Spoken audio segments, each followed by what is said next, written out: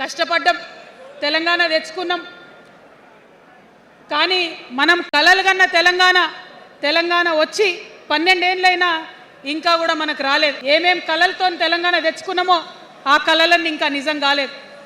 మరి తెలంగాణ ఉద్యమ రథం, ఆనాటి ఉద్యమ రథసారథి కేసీఆర్ గారి నేపథ్యంలో తెలంగాణ ఉద్యమ రథం ఎక్కడనో దారి తప్పింది.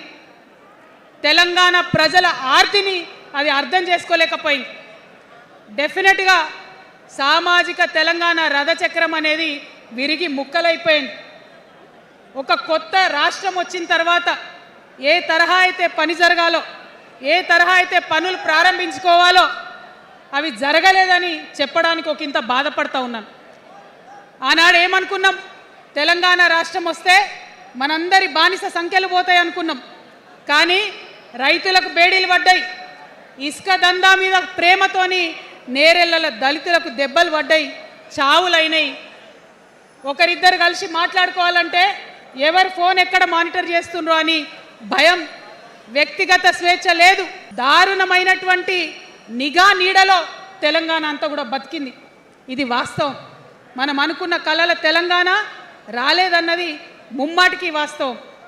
మరి అటువంటి సందర్భంలో నేను ఇవాళ మీ అందరికి ఒక మాట చెప్పాలి. ఆనాడు పరిపాలించిన కుటుంబంలో నేను కూడా ఒక భాగం.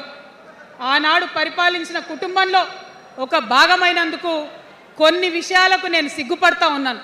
తెలంగాణ ప్రజల్ని క్షమించమని కూడా కోరుతా ఉన్నాను. కానీ తెలంగాణ సాధించినందుకు మాత్రం చాలా గర్వపడుతున్నాను. నా జన్మ ధన్యమైందని చెప్పి భావిస్తూ ఉన్నాను.